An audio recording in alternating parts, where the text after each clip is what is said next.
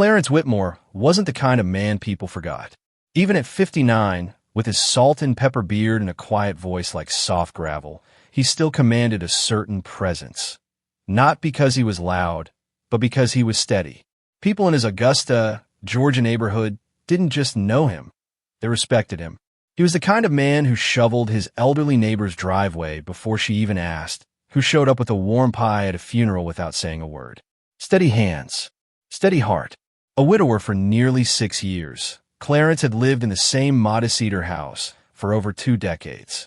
His late wife, Nadine, once filled it with music, gospel on Sundays, Sam Cooke on Tuesdays, and laughter every other day in between. After she passed from breast cancer, the laughter stopped. The stereo collected dust. The dinner table only had one chair. He wasn't bitter. No, Clarence had too much grace for that. But he was alone, deeply alone. And no one knew that better than Reverend Joe Langston, Clarence's oldest friend and the only one who could speak truth into silence. "You keep talking like you got one foot in the grave, Clarence," Joe said one Thursday morning at a local diner, sipping weak coffee and eyeing his friend across the booth. Clarence chuckled without smiling. "Feels like it some days. You need to stop living like you died with her," Joe said plainly, not unkindly. Clarence looked out the window at nothing.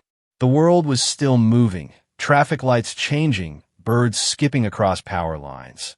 But he felt like he hadn't moved in years. "I just don't think I got another love story in me, Joe." Joe leaned in. "Then maybe you need a new kind of story. One with a little company, a little conversation. Hell, even a little flirtation. Not everything's got to be about forever." Clarence shrugged, but that night he pulled out his old laptop, dusted it off, and typed support groups for widowers into Google. What he found wasn't exactly what he was expecting. Most of it felt too clinical, too sterile, until he stumbled across a group called Heartspeak for Widowers. It wasn't therapy. It was just connection, people like him, grieving but still breathing. He joined. It started slow. A few comments here, a post there. He liked talking about Nadine. He liked how others talked about their loved ones too. Not just their deaths, but their lives. He didn't expect anything romantic. He just wanted to feel seen. Then came her. Her screen name was Raina Monroe, and her first message was short and simple. "Your story about Nadine moved me. You write like you still love her." Clarence smiled at the screen. Most women online sent winks or heart emojis. Raina sent full sentences. They started talking, at first on a group site, then through email, then late-night calls that stretched until the sun hinted at morning. Her voice was husky but warm, like she had a secret she hadn't decided whether to share yet. She told him she was 38, worked in wellness coaching, and had moved around a lot. Life hadn't always been kind to her, but she still believed in kindness. Clarence liked that. What he liked more was how she asked about him. Not just about Nadine, but about his teaching days, about the books stacked high by his bedside, about the half-finished garden he hadn't touched since 2020. "Why'd you stop planting?" she asked one night. He hesitated.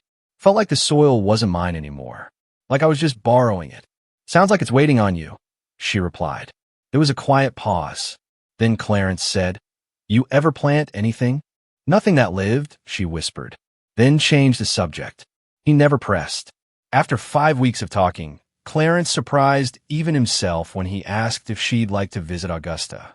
"No pressure," he added, his voice trembling. "Just dinner. Just company." She didn't hesitate. "I'd love that." The day of her arrival, Clarence stood at his front window, heart pounding like he was 17 again. He'd even polished his loafers and ironed his best shirt. Not that he expected romance. Not really. Just to feel like a man again, not a ghost. When a Uber pulled up, he saw her, taller than he imagined, hair pulled back in soft waves, jeans, leather boots, and a smile that flickered like a candle on a windy night. There was something unreadable in her eyes, something deeper than what she said in her messages. Still, she looked at him like he mattered. "You're even more handsome in person," she said, handing him a bottle of wine. Her voice was lower than he remembered, almost velvet. Clarence laughed. I'd return the compliment, but I'd sound rehearsed. She stepped inside. "I like rehearsed." And just like that, Clarence Whitmore let someone into his home again. He didn't know that in less than 48 hours, he'd be dead. Tasha Briggs was born invisible. By the time she was 5, she'd already lived in 3 foster homes. None of them remembered her birthday. At 11, she learned that crying didn't bring comfort, just consequences. And by 15, she understood that love could be weaponized, traded for silence, bought with obedience, and broken without apology. Louisiana's foster system didn't prepare her for life. It prepared her for war. At 22, she was raped by a man who claimed to love her, an older boyfriend, a father figure, the only one who'd ever told her she was beautiful. Weeks later, she tested positive for HIV. The first thing she did wasn't cry. She laughed. The sound terrified even her. "No one saves you," she whispered to her reflection in the clinic mirror. "You save yourself, or you burn everything down." And that's what she did. For the next 16 years, Tasha Briggs learned how to become anyone: a yoga instructor, a dental assistant, a grieving widow. She could soften her southern accent or sharpen into steel. She studied men, studied what made them lower their guard, their egos, their grief, their need to feel seen. She didn't just target anyone. She picked men who reminded her of him. Not the man who infected her. He was long dead in a car crash, but the type. Smooth talkers, lonely professionals, the kind who posted pictures of their daughters on Facebook but didn't speak to them anymore. Clarence Whitmore was different. He didn't leer, didn't brag, didn't try to impress her. He was gentle, and at first, that threw her off. The night he posted that story about Nadine, the wife he lost, she reread it 3 times. Not because she was charmed, but because, deep down, something in her clenched. Some part of her that still remembered what love once looked like before it curdled into poison. Still, she messaged him. She used a fake name, of course, Raina Monroe, a name she'd used before but never in this particular game. Raina had a past full of scars, but just soft enough to pull sympathy. She told Clarence she was a wellness coach who traveled too much, a woman who'd never married but had once come close. "You remind me of the kind of man I used to pray for," she wrote. He responded, "That means a lot, but I'm not much for prayers these days. Just coffee, jazz, and good conversation." Their exchanges were slow burning. No crude jokes, no desperation, just sincerity. Clarence was the kind of man who still wrote, "Yes, ma'am," in a text message. She hadn't met one of those in years. There were moments she almost stopped. Once, he sent her a voice message. Just 14 seconds. "I think you're helping me remember how to be alive again." "Thank you, Raina." That voice, warm, real, haunted her. She stared at her phone for a long time that night, fingers hovering over delete contact. But her rage always outlasted her doubt. This wasn't about Clarence. This was about the world, the system, the lie that men like him could still be happy while women like her were left carrying invisible coffins. Every day she woke up, she remembered what she'd lost: her body, her faith, her softness. So she chose vengeance disguised as intimacy. When Clarence invited her to Augusta, she accepted without hesitation. She already had a burner phone, a prepaid visa, and a small bottle she kept inside her duffel bag, labeled innocently as herbal cleanser. It wasn't. Inside that bottle was a mixture she had prepared herself. Blood collected over months from anonymous sexual encounters in various cities, each donor positive and willing. She paid them in cash. No questions asked. The blood was refrigerated in hotel minibars, sealed in vials, and transferred into syringes. A madness with a method. Her weapon wasn't violence. It was betrayal in its most biological form. She arrived in Augusta dressed in simplicity, denim, boots, hair pulled back. Not too glamorous, not too tired. Just real enough. Clarence greeted her with nerves and a smile. "You made it," he said, voice cracking slightly. She kissed his cheek. "Of course I did. You asked." He cooked for her. Chicken with honey glaze, a southern favorite. The scent reminded her of childhood kitchens she only half remembered. They talked, laughed. He showed her old photo albums. She pretended to study them with interest. But what she was really studying was the man, his trust, his eyes, the way he poured wine without ever once watching her cup. That night, he asked nothing of her. Didn't pressure. Just let the moment lead them. When it finally happened, soft kisses, slow touches, and then, at his suggestion, a condom, she nodded, smiled, and waited. Later, when he fell asleep, she moved quickly, calmly. She took the used condom from the trash, slid on gloves, and replaced it with her prepared one, the one soaked in infected blood, the one she had been carrying for weeks. She flushed the original down the toilet, cleaned everything, reset the scene. Then she sat on the edge of the bed and watched him sleep. He looked peaceful, as if his soul had exhaled. And for a brief moment, just a flicker, she felt guilt. Real, aching guilt. Her breath caught in her chest. But guilt was for the saved, and she made peace with her damnation long ago. As she left Clarence's house before sunrise, the sky was still purple with dew. She didn't look back. Didn't need to. By the time he woke up, it would already be inside him. Clarence Whitmore awoke the next morning with a smile on his face. It had been years, maybe since Nadine was still alive, that he felt this kind of warmth under his skin. The sheets smelled faintly of lavender, and the air in the room felt lighter. He sat up, back aching slightly, but his heart content. A man in love? No, but a man who'd remembered what connection felt like. Even for one night. "Raina," he called out softly. No answer. The guest bedroom door was open. The blanket folded. No sign of her boots or coat. On the kitchen table, a note. "Clarence, thank you for making me feel safe. You're a good man. I didn't want to say goodbye, so I didn't. I hope you understand. Take care of your heart. R." He chuckled. "Guess she's a ghost after all," he muttered, folding the note carefully and slipping it into his Bible. By noon, the warmth in his chest had turned into a throb. He blamed it on the wine. He hadn't had more than a glass in months. Maybe his body was just out of rhythm. But by 4 p.m., the headache was sharp, his skin clammy, and he couldn't keep food down. "Old age is finally knocking," he said aloud to himself, trying to laugh it off as he wiped sweat from his brow. But he knew better. Clarence had spent enough years teaching biology to know when something inside you was wrong. That night, he tried to sleep, tossing and turning. At 2 a.m., he stumbled into the bathroom to vomit and nearly passed out on the tile floor. His vision blurred. His hands trembled uncontrollably. Still, he didn't call for help. It wasn't pride. It was disbelief. How could one of the best nights of his life be followed by this? July 9th, 6:44 a.m. Next-door neighbor Eloise Raymond was watering her azaleas when she saw Clarence collapse just inside his front screen door. She screamed, dropped the hose, and rushed over. By the time paramedics arrived, Clarence was semi-conscious, mumbling incoherently and shivering despite a 90-degree morning. His lips were cracked, skin mottled, blood pressure nearly undetectable.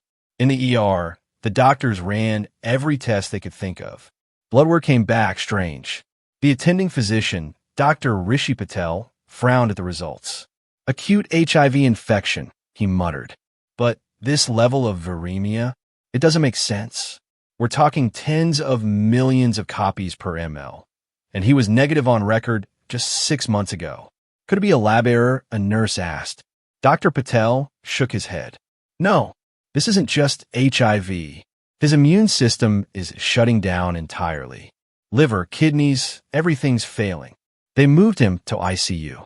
Started antivirals, fluids, broad-spectrum antibiotics. Nothing worked. Clarence Whitmore went into multi-organ failure just 32 hours after the onset of symptoms. He died 4 hours later, his daughter Mariah arriving just in time to hold his hand as he slipped away. He kept whispering something, she told the nurse later, voice cracking. Said, "Tell her I forgive her. Tell her I forgive her." July 11th, autopsy room, Augusta Medical Examiner's Office. Dr. Letitia Moore had been working forensic pathology for over a decade. She thought she'd seen everything, until she opened Clarence's file. "This is like watching a man die from full-blown AIDS in 2 days, she told the detective assigned to the case. But HIV doesn't work like that. Not unless. She paused, frowned. Unless it was introduced in extremely high volume, or directly into the bloodstream. Her hunch led to the item she had nearly discarded, A used condom recovered from Clarence's bedroom trash bin. It hadn't been listed in the initial evidence bag, just standard biohazard cleanup. But something about the texture caught her attention. It felt too slick, too wet. She had it tested. What the lab found blew the case wide open. The condom was coated in whole blood, and not just Clarence's. Multiple DNA profiles. One of them with an HIV strain known to law enforcement. The blood had been injected into the condom after use. And now it was murder. Detective Lorraine Beckett got the call just after sunrise. She'd worked homicides, missing persons, cold cases. But biological weaponization? That was new. She sat at Clarence's kitchen table, flipping through his messages with Raina Monroe, scrolling past long, thoughtful paragraphs and gentle flirtation. This isn't the language of a killer, she muttered. It's the language of someone who was intimate. She traced the burner number Raina had used. It led to a prepaid phone purchased in Atlanta under a false name. The hotel's CCTV had long overwritten the tapes. But the phone had pinged again in Mobile, Alabama. Beckett leaned back in her chair. She looked around the quiet house, the garden out front still blooming with half-tended roses, the Bible open to Psalms on the nightstand. Clarence hadn't been careless. He had been targeted, and somewhere out there, Raina was likely lining up her next man. She wasn't running. Not exactly. Tasha Briggs knew better than to flee like a criminal. Fugitives leave trails. Desperate people make noise. And she wasn't desperate. Not anymore. She was in her mind finally free. The morning she left Augusta, she caught a bus heading south, paid in cash, sat by the window, wore oversized sunglasses and a faded Alabama State hoodie. She looked like every other tired woman trying to escape some man who broke her. No one would think she was the one breaking men into pieces. Mobile was quiet in a way she liked. Hotels didn't ask questions when you handed them $100 bills and promised you'd be gone in 2 nights. She checked into a roadside inn where the paint peeled off the door frames and the TV remote barely worked. The clerk called her ma'am and gave her a room with a broken chain lock. Perfect. Inside, she unpacked slowly, one plastic bag at a time. First, the clothes, then the wigs, then the Ziploc bag wrapped in a towel, which she placed in the fridge like it was medicine. She stood in front of the mirror and studied her reflection. Not the makeup, not the hair, her eyes. There was something darker there now. Not grief, not pain, just completion, like something inside her had clicked shut. She hadn't expected to feel anything after Clarence. But she had. Not during. After. The way he'd looked at her like she mattered. The way he'd smiled when she complimented his garden. The way he let her talk without interruption. She had almost stayed. But rage is louder than kindness. And Tasha had spent too long feeding it. She opened her notebook and flipped past pages of names, dates, hotel addresses, and symbols only she understood. For had question marks beside them. Men who disappeared from her radar. Either they hadn't gotten sick enough, or they hadn't been worth remembering. Clarence's name had none. Just a star beside it. He'd been different. Maybe that's why he died faster. Or maybe, she thought with a grin, it was just a cleaner job. The news hadn't reached the wire yet. No headlines. No Amber Alerts. No reporters camping outside. That was the beauty of men like Clarence. They were quiet in life and quieter in death. No drama. No suspicion. Until that knock. It came at 6:43 a.m., sharp and dry. She froze. 2 more knocks. Firmer. Then silence. Through the peephole, a man in a red delivery vest holding a clipboard. Fake. Probably. But maybe not. She didn't open. Waited 10 minutes.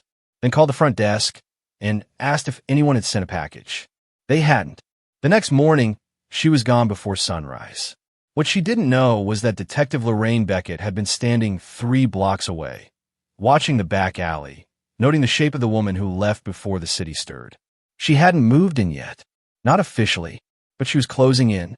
Back in Augusta, Beckett sat in her car outside Clarence's church, replaying the voice messages he'd left for Raina. She listened not for content, but tone. She needed to understand him, to feel what he felt. "I don't expect anything from you," Clarence said in one recording. "But I do feel lighter when I hear your voice. Like the world's a little less heavy." Beckett closed her eyes. He didn't die from ignorance. He died from trust.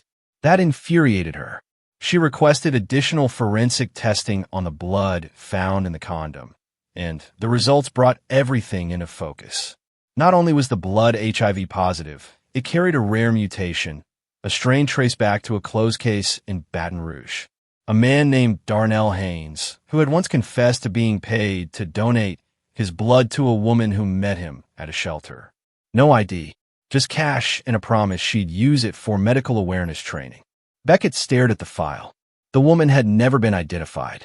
But the sketch, the shape of the jaw, the eyes. Tasha Briggs.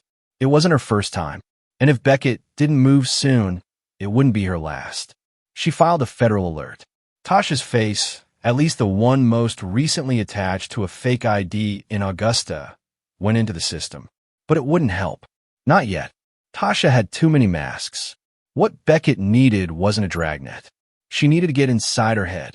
She sat at the detective's desk late into the night, flipping through transcripts of other cases. Women with similar profiles, similar tactics. Most were angry. Some were sick. But none were Tasha. Then she found something in Clarence's phone that chilled her. It was a quote. Screenshot. No caption. Just a single line from a poem. She carried grief like a syringe in her purse. Silent, sharp, and meant for someone else. He had saved it 2 days before he died. Had she sent it to him? Had he sent something? Beckett didn't know. But she did know this. Tasha didn't kill for pleasure. She killed for punctuation. Each man was a sentence she needed to end. Each moment of intimacy was a setup for vengeance disguised as healing. But even predators leave footprints when they believe they're gods. And now, Beckett had the scent. All she needed was the next name in Tasha's little notebook. Because Tasha Briggs wasn't finished. But neither was Lorraine Beckett. And the next time their paths crossed, one of them wasn't walking away. Lorraine Beckett didn't believe in monsters. Not the ones under the bed. Not the ones that slithered through bedtime stories or late-night headlines. But she believed in trauma. She believed in what it did to people, how it rewired the soul, how it turned victims into executioners in slow motion. And Tasha Briggs wasn't a monster.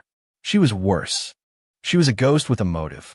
Lorraine sat alone in her precinct office well past midnight, the overhead light casting a sickly yellow glow over the files sprawled across her desk.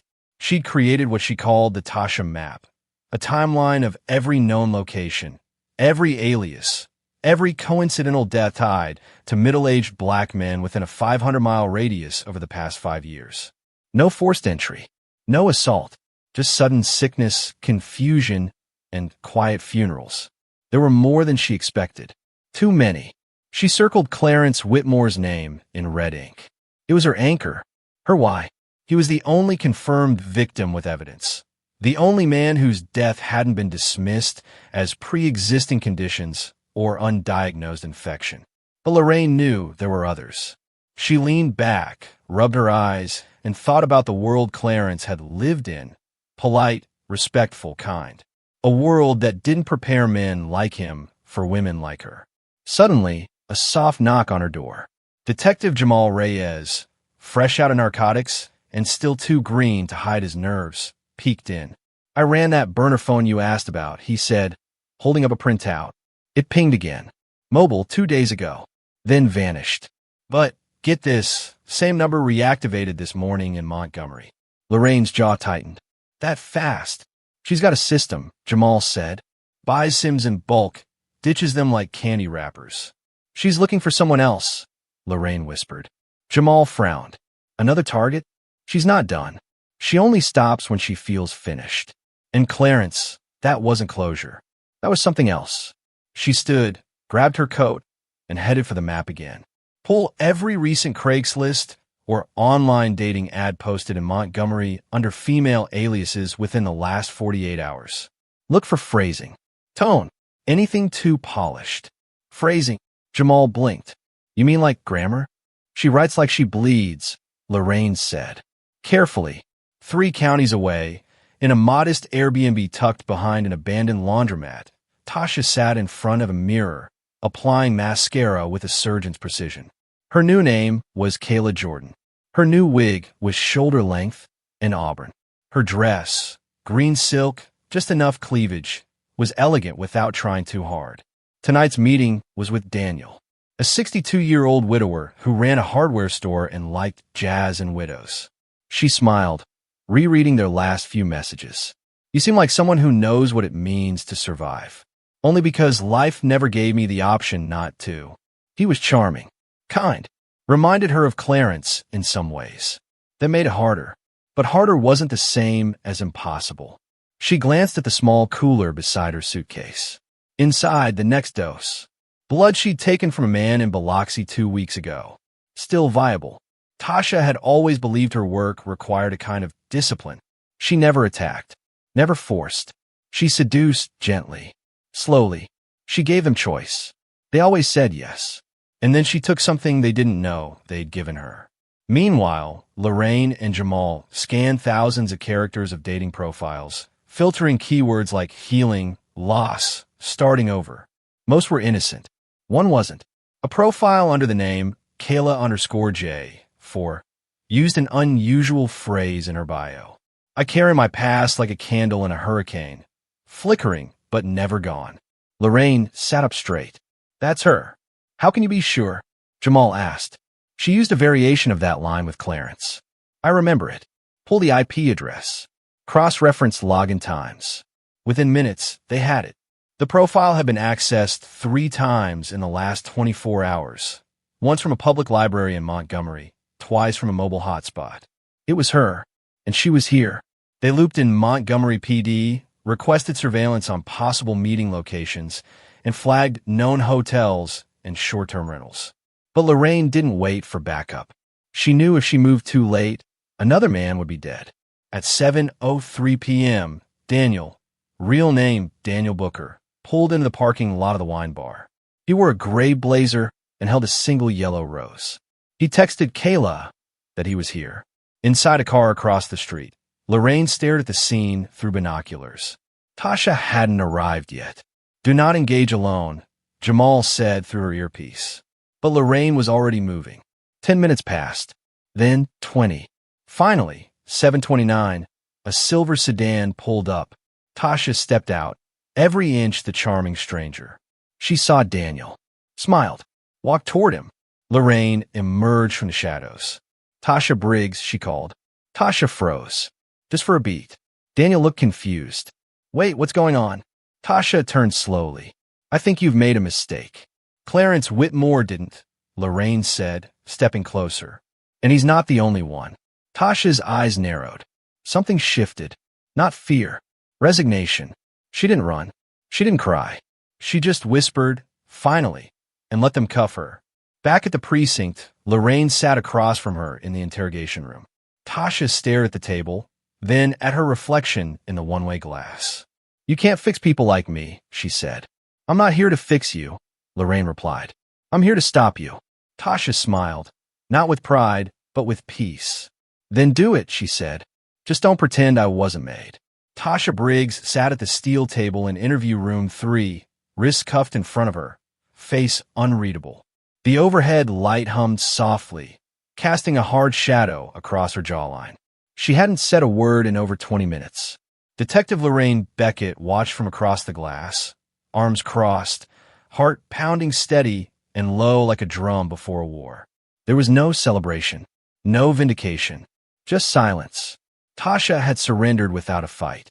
But surrender didn't mean guilt, not in the eyes of the court. What Lorraine needed now was a confession. She walked in quietly, closed the door behind her, and placed a folder on the table without opening it. I'm not here to yell, she said. Not here to threaten. Tasha didn't look up. I know about Clarence, Lorraine continued. I know what you did to him, and I know that wasn't the first time. Still nothing. Lorraine pulled out a single photo, Clarence's driver's license photo, and slid it across the table. He trusted you. Tasha blinked once, then twice. Her fingers curled around the cuffs like she was holding something invisible. He said your name while he was dying, Lorraine added. That got her. Tasha's eyes lifted, slow like something heavy. Did he hate me? Lorraine shook her head. No. He said he forgave you. A strange, strangled laugh escaped Tasha's mouth, somewhere between grief and hysteria. Of course he did, she muttered. That's the kind of man he was. Always more decent than we deserved. Then why him? Lorraine asked gently. Tasha stared at the table. Because he reminded me of the one who broke me. They all do. It's not logic, detective. It's memory. It's muscle. She leaned forward. You want to understand? Fine. I'll tell you. And then, for the first time since her arrest, Tasha Briggs began to talk. She spoke of Louisiana, of childhood in state custody, passed around like a used book, of nights when the only thing louder than the screams was the silence that followed, of the man who took her body and left behind a virus she couldn't pronounce until it started killing her from the inside out. She spoke of clinics, of judgment, of being told to just be grateful you're not dead yet. And then she spoke of the day she decided that if the world was going to treat her like poison, she'd become it. I didn't choose to infect anyone, she said quietly. I chose to make them feel infected, afraid, fragile, like I felt every single day. Lorraine sat back, absorbing it. This wasn't about sex. It wasn't even about death.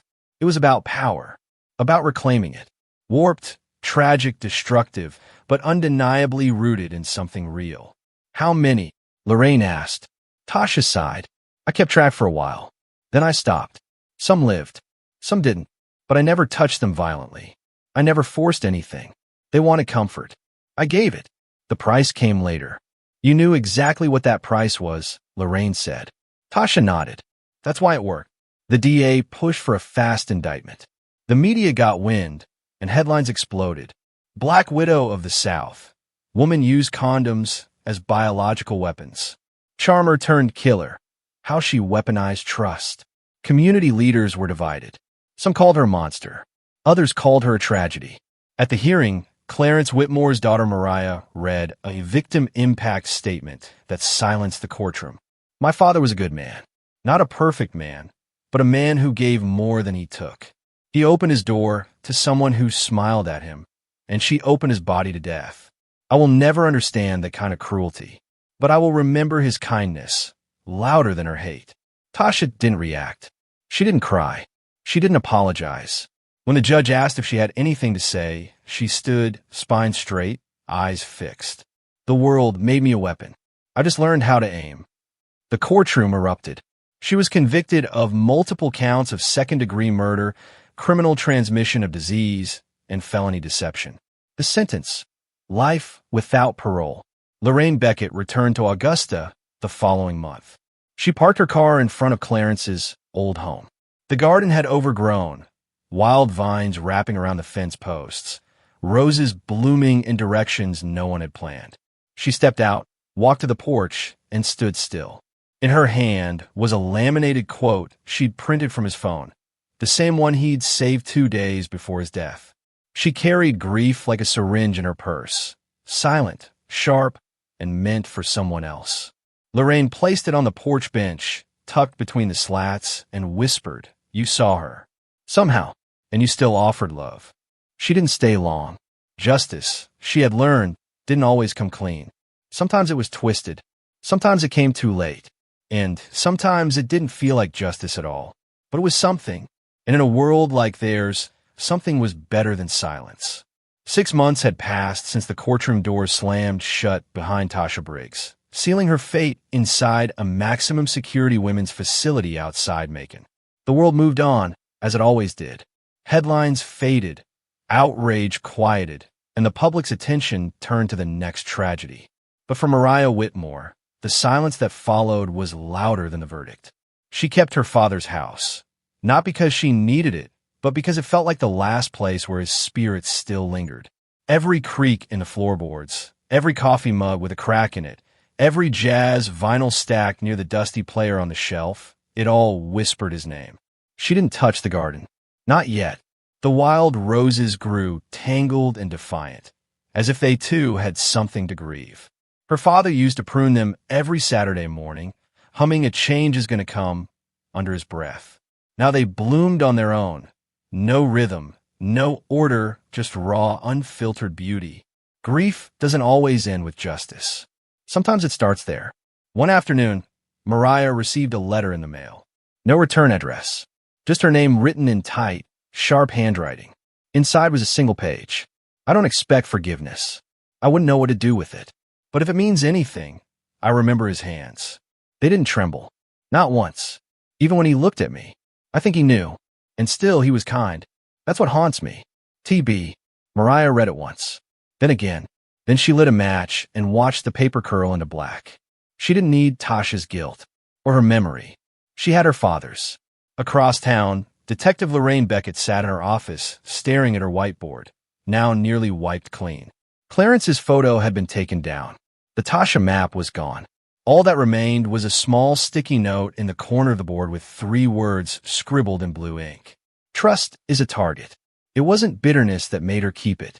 It was a reminder. Tasha Briggs hadn't been the first to weaponize vulnerability, and she wouldn't be the last. But what haunted Lorraine wasn't the method. It was the message underneath it all. So many people walking around with wounds no one sees. So many trying to heal, reaching out in the dark, hoping the hand they find won't be the one that breaks them. Clarence wasn't naive. He was human. He wanted connection. And in a world where connection can be bought, faked, or manipulated, that hunger can kill. Lorraine didn't want another case like his. So she started something small. She called it the Whitmore Initiative, a local program that paired volunteers with isolated widows and widowers in the community. Not for dating, just for presence. A conversation, a walk, a letter, a reminder that not all touch comes with teeth. The initiative launched quietly. No press releases, no ribbon cuttings. But the first meeting filled the community center's side room with 27 people, some grieving, some offering comfort, some both. And somewhere in that room, something shifted. Maybe justice didn't always wear a badge or carry a gavel. Maybe sometimes it grew in the spaces left behind, in the gardens no one tended, in the silence after the verdict, in the courage to show up for one another when it would be easier to stay away. Meanwhile, behind high stone walls and steel bars, Tasha Briggs adjusted to life without masks. In prison, no one called her Kayla, Raina, or Vanessa. She was Tasha. Inmate hashtag 45167G.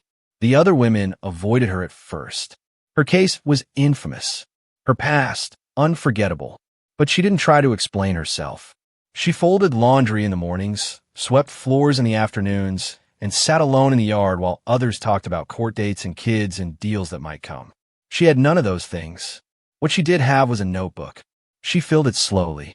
Pages filled with names, cities, and fragments of poetry she remembered from books stolen out of library bins and rehab centers. No more lists of men. No more plans. Just questions. Sometimes she wrote, "What would I become if someone had stayed?" Other times, would I have stopped if one of them had cried? She never found the answers, but she wrote them anyway. And somewhere deep in the prison archive, her file remained thick. But no one visited. No appeals. No press. Just silence. On the anniversary of Clarence's death, the community gathered outside St. Paul AME Church for a candlelight memorial.